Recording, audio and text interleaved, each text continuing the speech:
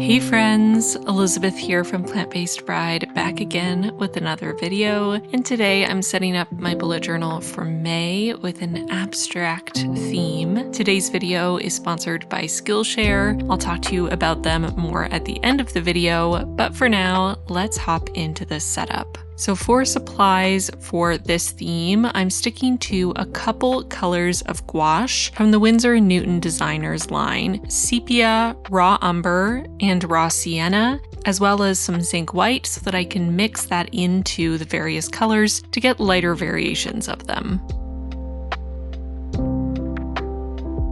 I'm still using my B5 size vegan leather olive branch notebook from my collaboration with Archer & Olive. Unfortunately, the notebooks that I designed for Archer & Olive were limited edition, so they are no longer available, but you can still grab beautiful notebooks from their website. If you do, use my discount code PBB10 for 10% off. That also gives me a bit of a kickback, so thank you for supporting my channel. I'm starting by painting some blobs, but as I go, things will start to take shape more. I like to start with the larger areas of color so that I can give those a lot of time to dry and then also layer other elements on top. I'm starting with this light beige, peachy sort of color that I created by mixing raw umber with zinc white.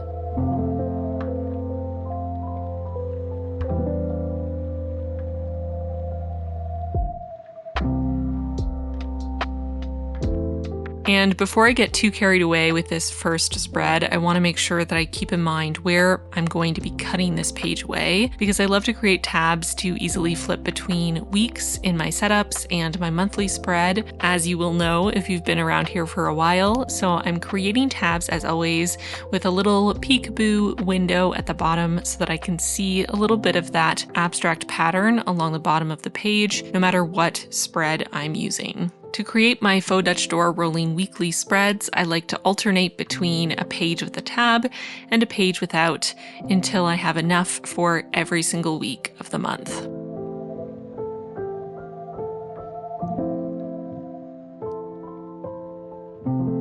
As I go, I'm just creating variations on the same colors by mixing my three main colors with different amounts of white, or just using the color as it is out of the tube, so I can get all these different variations and get some richness and depth without having so many different colors that things start to feel a bit overwhelming or disjointed.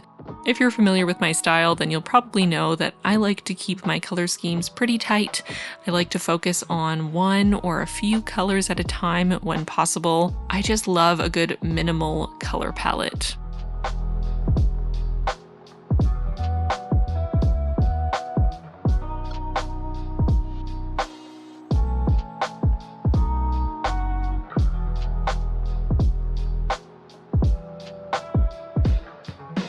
Chewy really wanted to be involved while I was filming this video. He kept trying to climb onto my bullet journal while the paint was still wet, and he also wanted to make sure everyone saw his glorious and majestic toe fur that grows out between his toe pads.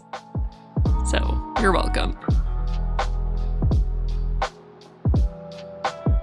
Now that some of those larger areas have dried, it's time to add some more details to this.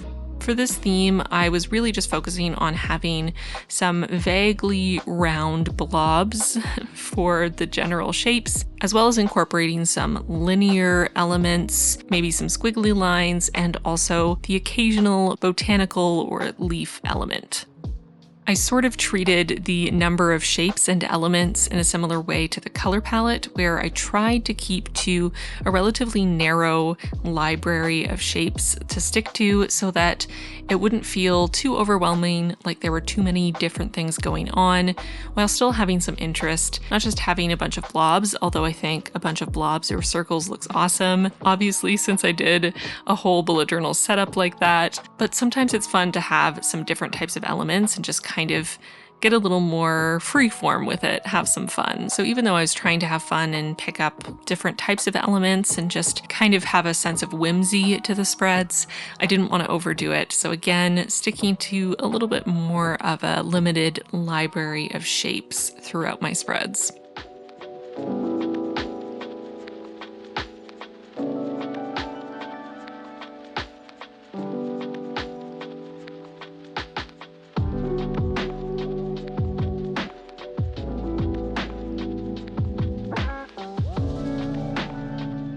I'm keeping this spread really simple, just writing May on the cover page on the left and creating a very plain minimalist calendar on the right.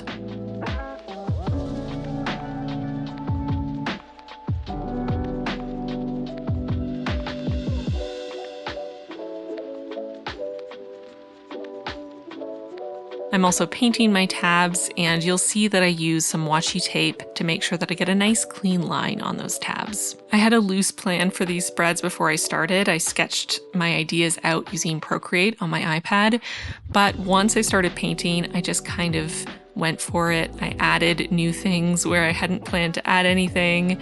I played around and changed placement or the colors that I'd planned. And that's one of my favorite things about doing more abstract themes like this one. Usually my more realistic themes, I have to plan a lot more and be much more considered about what I'm doing. There's usually a little less leeway for trying something different once I'm actually in the painting or the drawing phase. But with a theme like this, I can just keep making things up as I go. And I actually didn't plan any of my weekly spreads for this setup. And as y'all will know if you watch my videos, I usually keep my weekly spreads very simple, just practical, my rolling weekly, as I have talked about for years at this point. I usually don't worry too much about making it look particularly pretty. But this time around, because this theme was so simple to continue to incorporate in different ways, I decided in the spur of the moment to add some design elements to my weeklies as well. And I actually really love how it turned out. It was so fun, and it kind of makes me want to start adding a little more decor to my weeklies again, outside of just creating a bit of a window to see the art from other spreads. So let me know in the comments down below. Should I start adding more decorations to my weekly spreads? I'm on the fence. This theme was so quick to put together, although waiting for each layer of paint to dry definitely dragged things out a bit. If you were to use something like Archer and Olive's acrylographs, which are paint pens, this would go way faster because those dry very quickly. But I really wanted the variation that comes with using paint, having lighter areas, darker areas, being able to see some brush strokes. I just thought that that organic quality, that texture, would really add another element to this theme. So I've made it all the way to the final spread of this setup, which is going to be a quote page, and adding more elements here and there as I go.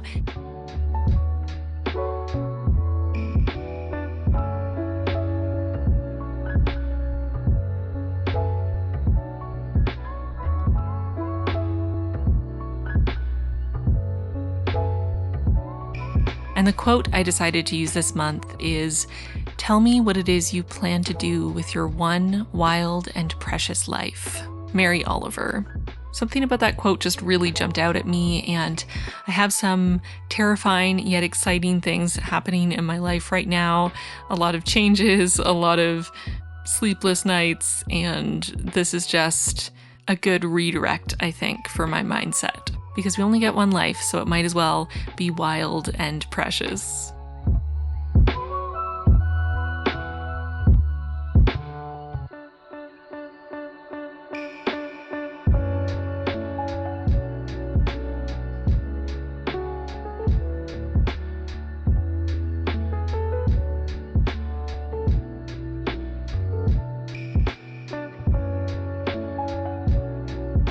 Since the paint had fully dried on the spread, I let Chewy do what his not-so-little floofy heart desired so badly, which was to lie down on top of my bullet journal. Before I show you the final flip through of all these spreads, including the other weeklies that I decorated, I want to talk to you about today's video's sponsor, Skillshare.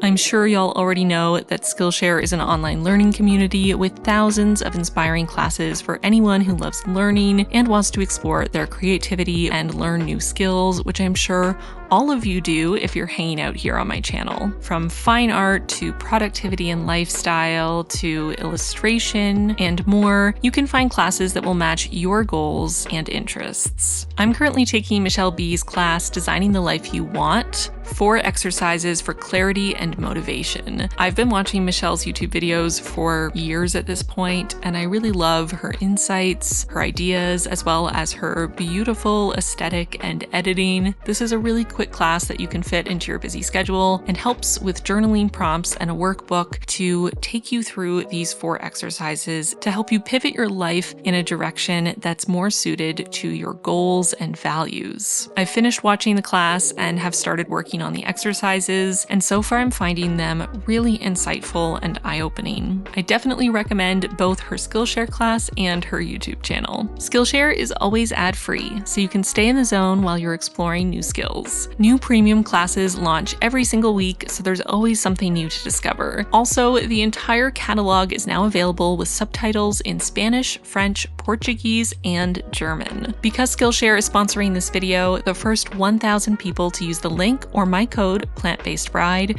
will get a 1-month free trial of Skillshare. Thank you again to Skillshare for sponsoring this video, and now let's do a little flip through of all the spreads in my May setup.